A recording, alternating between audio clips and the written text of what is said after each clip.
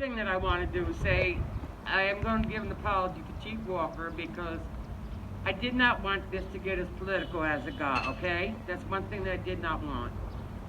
So, and then the next thing I have to say is,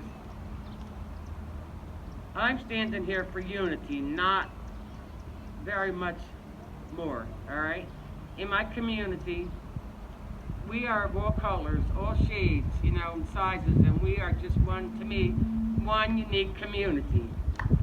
And I feel that we knocked Heinz 57 out of picture a long time ago with their unique blend. We are Minds 57, so we are very unique, okay?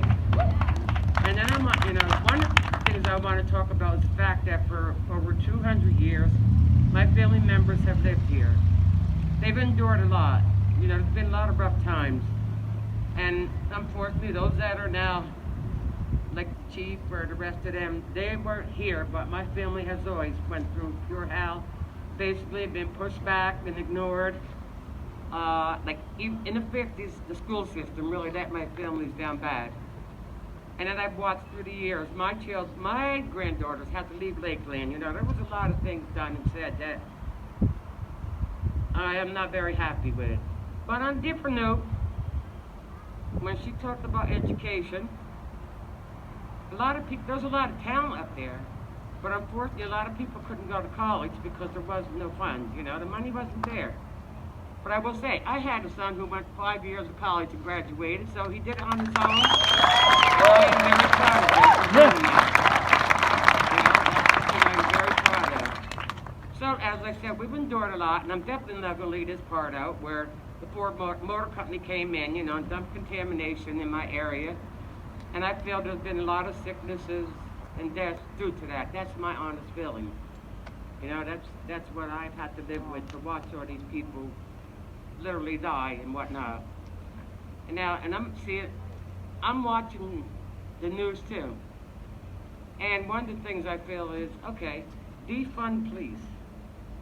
What are people talking about? What the hell are we going to do without police? You know, I mean, what are we really going to do without a law? And I can honestly say, my whole life here, I can honestly say I've never witnessed anything, you know, to that effect, or I definitely would have stood up, you know, if I ever witnessed anything like that. I mean, honestly, there's some cops that's been on this force I don't care much about, okay? You know, and that's the way it is. Tell it like it is. It has been all my life. But, well, that's past tense for you. All right. So, but you know what? You commit the crime, you gotta do the time. So, you know what I'm saying? They gotta do their jobs too. So, we need to keep our eyes open, and we really think it's, you know, a really bad situation. That's a whole different story, but I can honestly say, I really haven't. You know, and I'm not going to stand here and try to say different. As I said, I've been here all my life, so I stand by what I've seen, what I've witnessed. And, you know, I watch these people from Haiti where they can't wash their hands constantly. They can't do this. They can't do that. I want you to understand something, which might be hard for you, because but growing up in my childhood, we didn't have running water. We didn't have electric. We had to go down into the woods like they do, you know, and get buckets of water and do this and do that. But it was the best times of my life, you know, and there's been many things said, you know, like I said, through the school system, the things towards, you know, my unique community's kids, including myself and whatever, but it's not what, you're not born into this, you're taught this. You know, that's the thing. You're taught this, you know. We have been called Jackson Whites. What the hell? What the hell, Jackson Whites? Tell me. I want somebody to really tell me, you know. But that's a derogatory term. Bull. No more. You know, and it used to be the mine area, but it was changed to Upper Ringwood, you know, so that we didn't have to deal with all that. Minies, this, that, whatever. But again, as I said, I'm here for unity, okay? I just want to unite this community. I mean, I know it was a black right, but as I said, my family's unique. We come in, you know, we got a special blend, but I stand for each part, and I just want, unity in this town, and peace, and justice if need be. So, you know, that's it. So, you know, I could be here forever, but I'm going to step aside, you know, and let the next person come up. And I thank you all for being here and being supportive. I love you guys for being here. Be good, okay? And be safe.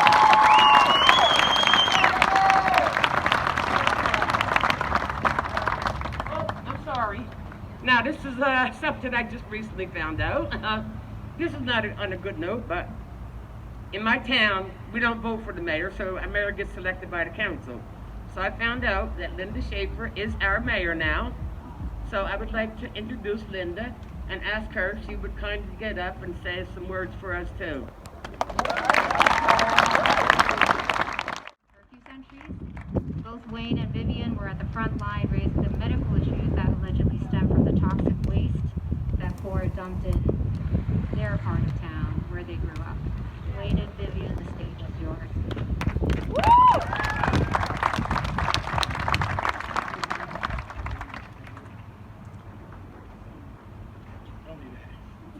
Sorry. The reason why I removed the mask, because a black man has always had to carry a mask. So now, since the death of Mr. Floyd, what I've seen was something that I haven't even seen in the civil rights movement. Blacks, whites, browns, people of every color. It woke a giant. But it has to be a peaceful giant. And for me, I see myself as a black Indian. I'm half black, I'm half Indian. And proud of it. Yeah. And, you know, I listen to some of the people, you know, a lot of great speakers. But growing up in Ringwood with black skin, the schools were cruel. And the cops were cruel. And believe me, over the years, there have been some of the greatest cops I've ever known. But growing up as a young black man, I couldn't even go anywhere out of Peter's mine, to Cupsaw, Erskine, Stonetown, or anywhere, without being sent back home saying, go home, you know where you belong. So I find myself, since the death of Mr. Floyd, I'm 60 years old, and I find myself looking in a damn mirror at night everywhere I go, afraid that I'm going to get pulled over, and more afraid that I'll be killed because if I panic, how will I react? So what I see here is what I think Martin Luther King Jr. would have been beyond proud of. Not only was it his dream, it was our dream. Unfortunately, it took many deaths and the death of Mr. Floyd to wake it and bring us all together.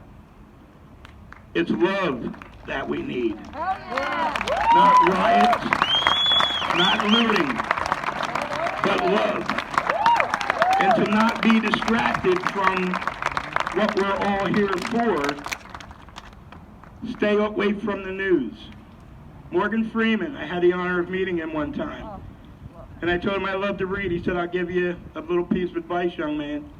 Don't read the book, read the library. So I explained to him briefly about how I grew up. And he told me I grew thick skin. He said, feel sorry, but love everyone of every color. Growing up until my teens, I gotta honestly say I started to change my thoughts about people who weren't like me because of the way people treated me because of my dark skin. I always said it was a double whammy. Not only was I black, but I was from Upper Ringwood. I was a mining, Jackson White, you name it. But we had to grow thick skin because you can't fight evil with evil. You fight evil with love.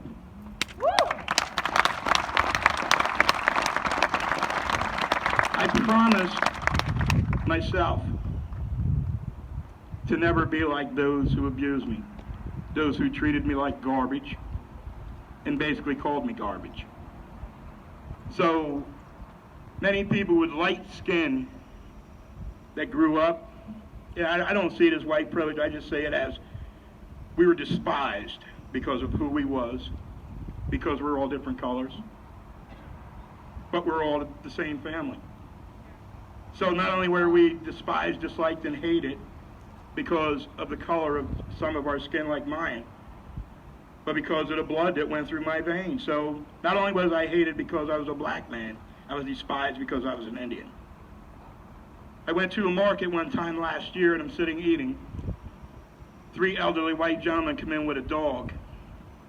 And I'm sitting there eating and the one guy goes, "Oh, your dog's very bad." He goes, "Yeah, just like them nigger Indian kids up in Upper Ringwood."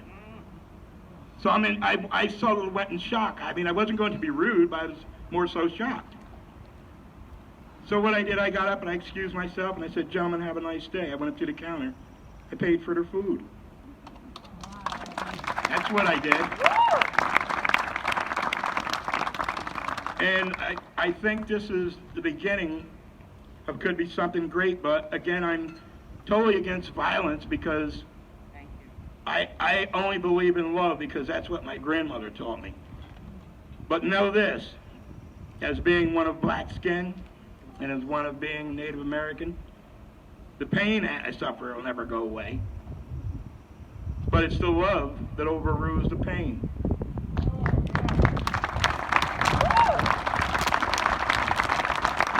Our school system. My dream was to be like Mr. Walker. I always wanted to be a cop. I idolized him. I was robbed of that and always put in special classes. But growing up, I was doing the homework for white children. They were getting A and A pluses and I was failing. I didn't dare to tell, and then they made them promise me they wouldn't tell. One day, one of them did tell. He got in trouble, got expelled, and I got punished.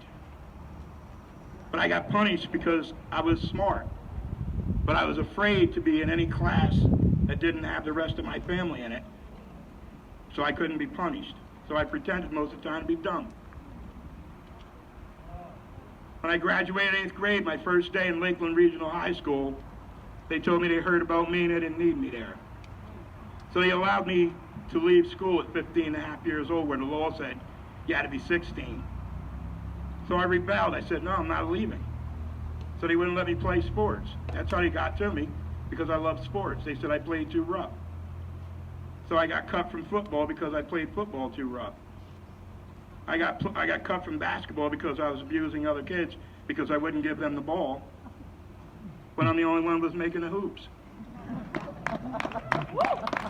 Ringwood is one of the most beautiful places, I think, in the world. But also, for one like me, it was the worst nightmare that I could have ever endured. I was treated like a human in Patterson, Passaic, New York City, other places, so I became so confused. I'm treated like dirt home, but I'm treated like a man far away. But still, it never, not once, made me hate the one of other color, because I only love them. I love everyone. So thank God for the way my grandmother raised me, because otherwise I might have been one sitting on death row, because sometimes I was at a point to where I just couldn't take no more. But it was her teachings is probably the reason why I stand here alive today, because I never feared no man, just being punished for a crime that I didn't commit. So I just want to thank everyone for showing up today for the black side of me. Thank everyone for the Indian side, for the white side. We're all the same people. You cut us all, we all bleed the same. Yep. You know? Yeah. Unfortunately, with the death of Mr. Floyd, may he rest in peace, maybe he woke the world up. A sad, horrible world.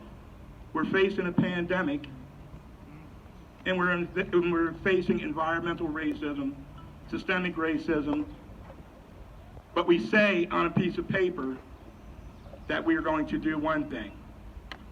But if it's not in our heart, then it's a waste of a piece of paper. Exactly. I just want to say thank you to everyone. I love you all, and thank you so much. All right.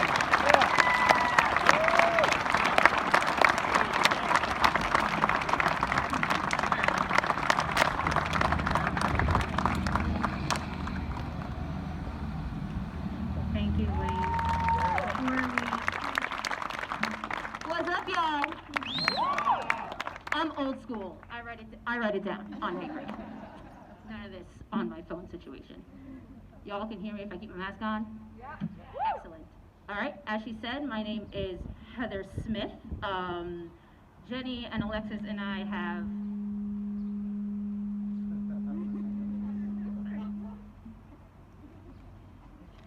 Is that better? Yeah. Jenny, Alexis, and I have crossed paths because we had very similar paths in dance at different times. They are both older than I am, but not by much. We won't talk about it. We're fabulous, as you know. I just want to say, Lexis, girlfriend, you look great. I'm so glad that you're here.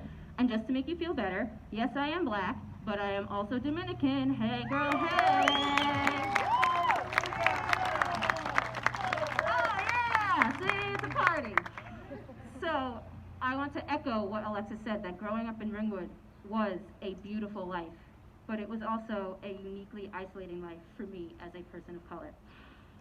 There are no words to explain what it feels like to always be, just a little bit different. And not having that difference ever be addressed constructively amongst my peers.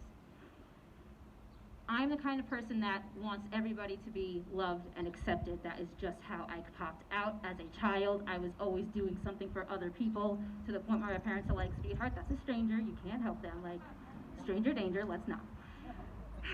So at a young age, I was always very curious. As a very precocious child, I was always asking myself, what can I do? What can I do? What can I do to not feel othered? What can I do to make other people, you know, in my community not feel othered? And when I say in my community, I mean all of my white friends, because that's what we had. We had white friends. Girl. So what can I do? The unique experience that I had of being othered is that none of my peers that I know of had to have a conversation with their parents why I felt so awful being asked by a child who did not know any better when I was a child if he was confused because he wasn't sure if I was a nigger or a spick. What can I do? None of my peers that I know of felt deep sorrow and disappointment hearing white teenage peers scream, "Nigga, please," in the halls of Lakeland Regional High School the day after an episode of The Chappelle Show. What can I do? None of my peers had to have an hour, several hours long conversation after receiving my license about how to stay safe if you're ever pulled over by a police officer. What can I do? I'm sorry. None of my peers that I know of have ever been taken to jail instead of a hospital after a car accident because, according to the state trooper, there was no way you could have crashed your car on a clear and beautiful day if you weren't under the influence of something. Spoiler alert, I was not. What can I do? None of my peers that I know of have ever been cuffed and put into the back of a police car while they searched my car because I look like a drug trafficker, and also I look like a wanted prostitute. Unfortunately, this has happened to me more times than I can count on one hand. What can I do? I do not fit into a media perpetuated box of how someone that looks like me is supposed to be. So I get from all sides, well, you're not like a regular black girl, or, yo, why are you talking all educated and shit? Or my least favorite, because it is the most polarizing, why is she trying so hard to be one of them? I also teach dance. I also have several degrees in dance. Being Miss Heather is my favorite and most important job because I've seen a lot of young women, young ladies of color here, and I'm so proud of you guys for being here. And I'm proud of my students who, after yes, clap for them. They're aware of what is happening on a level that you can never understand. And I'm just so proud of them for representing their wants, their needs, their absolute rights to have at such a young age. Y'all have a future. And that's why I think being Miss Heather is my most important job, even if it's just dance.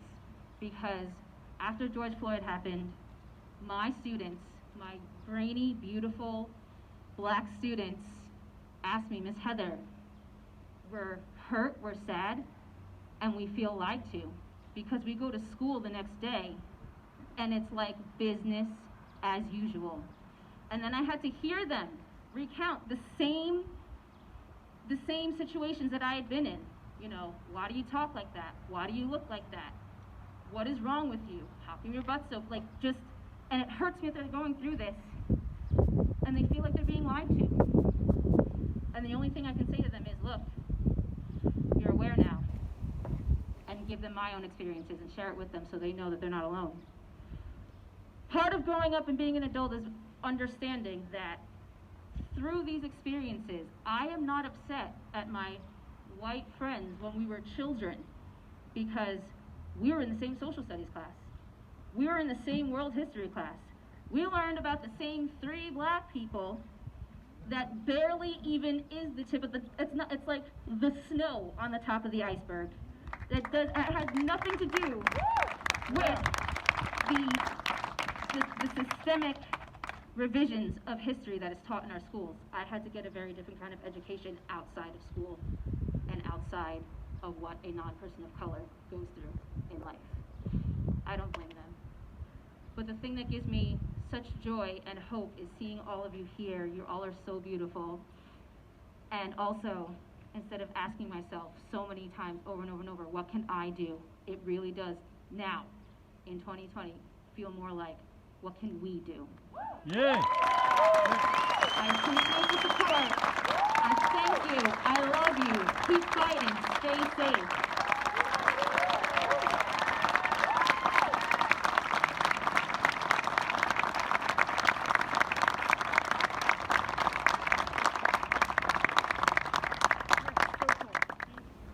Okay, so Garrett, my name is Rashida, and my family and I moved to Ringwood from Union County just over a year ago.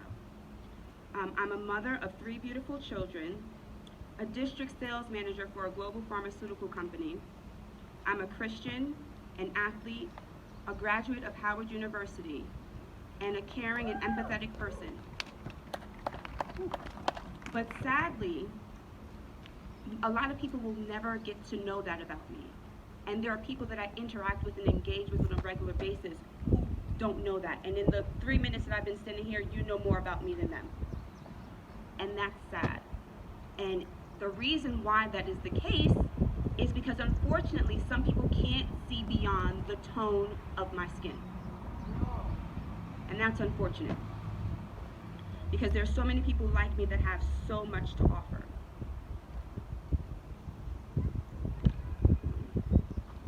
So there's been a lot of talk about, there's been a lot of news media coverage with regards to the social injustices that that people have been recently experiencing, namely George Floyd, Sandra Bland, and we mentioned all their names earlier. But I wanted to share that it's more than just a black versus blue issue. This is about a dark 400+ year history of oppression.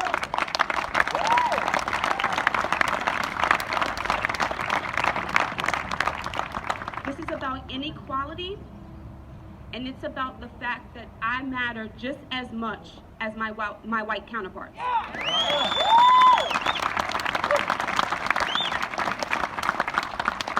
So another thing that's really become a hot topic in the media is the term white privilege.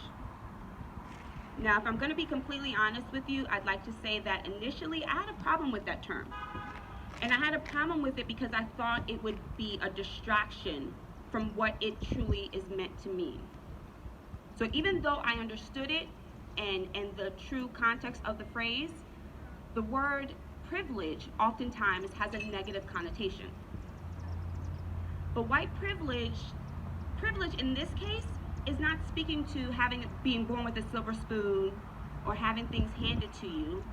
It's about, and I want to get this right, so give me a second.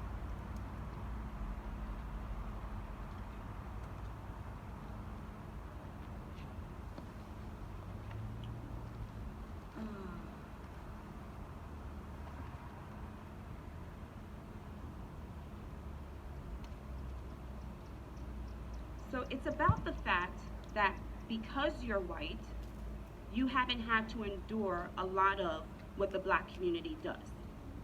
The term references the fact that the white community is the only ethnicity within this country that is given the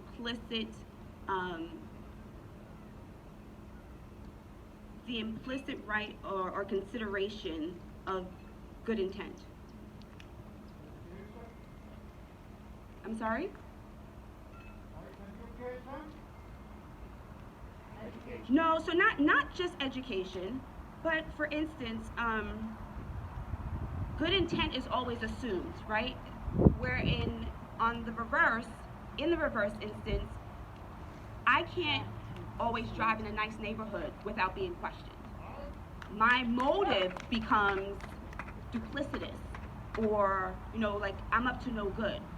Whereas a white counterpart of mine may do the same thing, and it's not given a second thought. Right, so the white community is implicitly given the benefit of the doubt, regardless of what the circumstance is, where other diverse populations do not get that benefit and that right. So that's what white privilege means.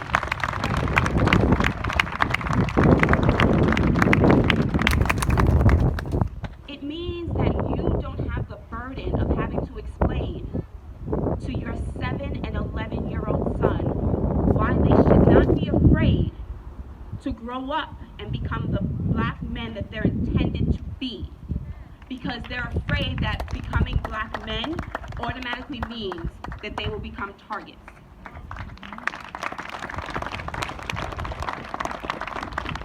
White privilege means that while my family went on a stroll down Stonetown Road on a nice evening, that you don't get questioned about why you're there and told that I own this house, you don't own anything, and you don't belong here.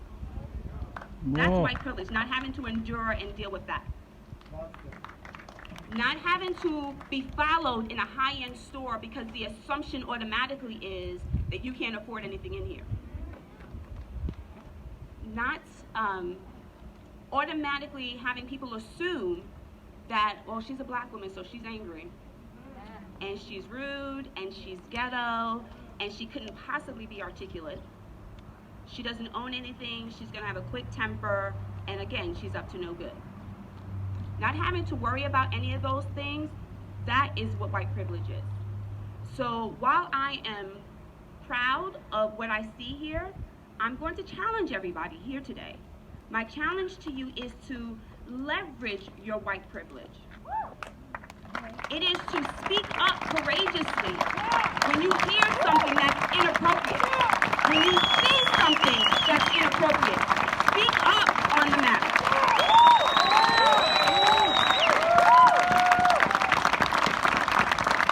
Doing that, and why I'm so moved by everyone's present here today, is because this tells me that there's a chance.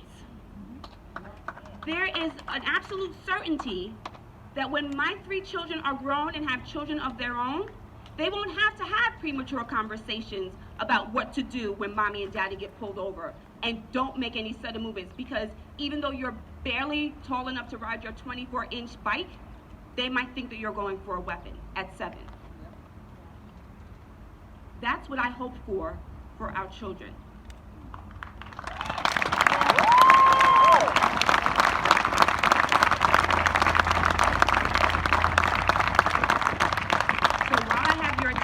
I'd like to address one more thing. The phrase Black Lives Matter. Some people have a problem with it, and I think it's oftentimes taken out of context. Black Lives Matter does not mean that we believe we're superior. There are other people who believe that we are inferior. That's not us. Black Lives Matter is a simplistic way of saying, can you see me as an equal? That's all I want. We're fighting for equality. We're fighting for the respect that while my life may not matter to you, it matters to my loved ones. That's what Black Lives Matter is about. Matters to me. It's not saying that we matter more, but it's definitely saying that we do not matter less.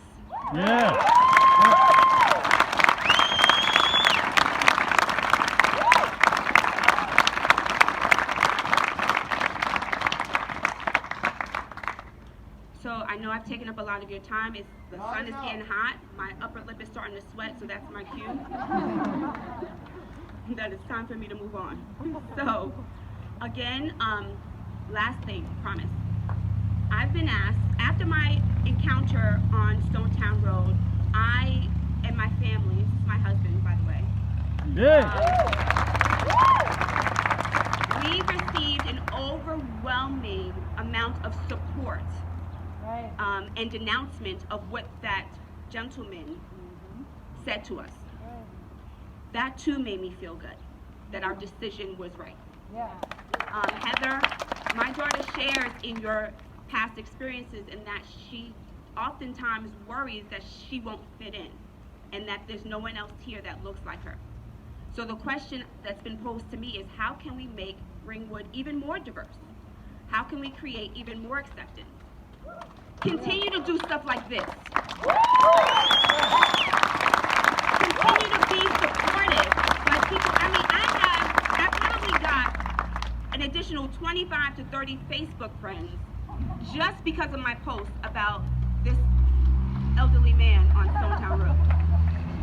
That support puts me in a position where I can say to my loved ones and friends and family, when they say to me, so how is it living up there in Ringwood and being like the only black family? I can then respond and say, you know what? It's actually really nice. The bottom line is, people want to feel loved where they live. And you did that on Facebook. People reached out to me, offered to walk with me, and because this gentleman had a problem with us walking by his home. People received me. And that's all we want, is to be received and accepted and to feel like part of a community. So doing things like that outwardly, speaking up and being courageous when you see and witness something that's inappropriate, wrong, and disgusting, and organizing and showing your support to the black community at large, like you've done here today, that's what's going to make the difference. Because beyond all the other great things that Ringwood has to offer, like a good school district, great landscape, property value, you know, large lots of land, nice homes, in addition to all of that, I can say you will feel supported and included there. And none of the other stuff matters until people hear that. And until people feel that. So thank you once again. And I'm going to step away before I start to cry. This makes me feel really good because what it means, in addition to all that I just mentioned, is that there is hope for the future, because all of us standing out here are raising the next generation. And they're the ones that are going to look back on today and say, that was history. And that oppression was part of the history. Truly, at that point, we'll hopefully be able to say, oppression of black people is historic. It's happened, it's over with. And today we live in a world, in a society, where equality is at the forefront. Thanks again. Black Lives Matter.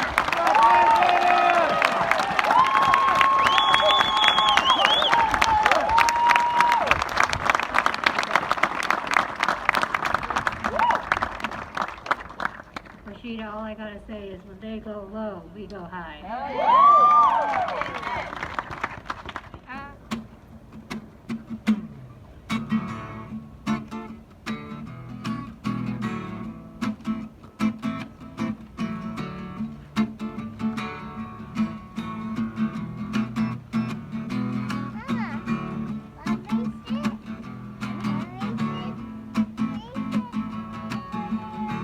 The song is called Four Cops.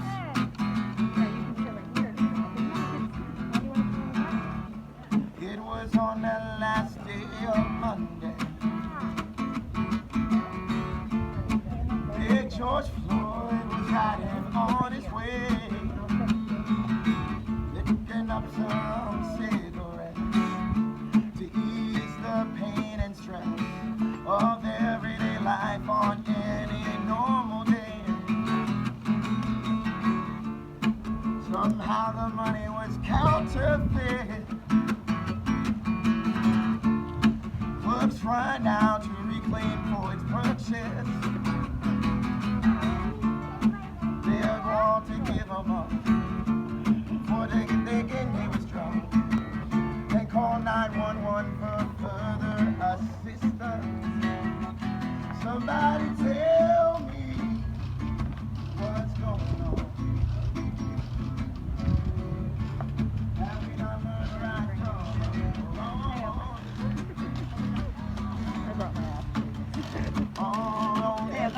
stone unturned. Oh, why does justice take so long?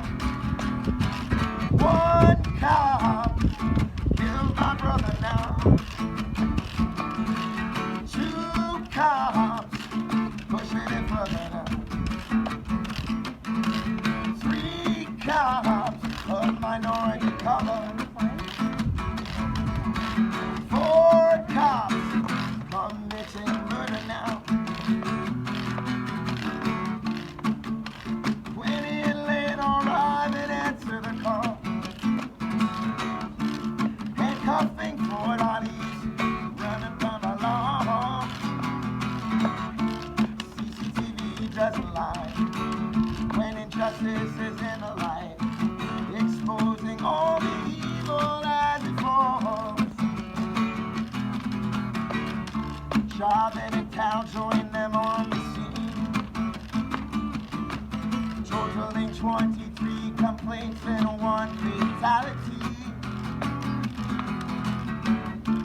Cameras capture everything. This can happen to you or me. Victims of police brutality. Somebody tell me what's going on. Have we not learned a right from a wrong? Leave no stone unturned. Why does justice take so long? One cop killed my brother now. Two cops pushing it further now. Cops of minority color. Four cops committing murder now.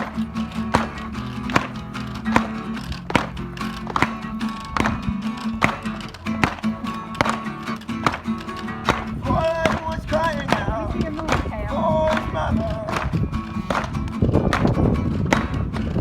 All the look is yelling, I'll get off of her brother now.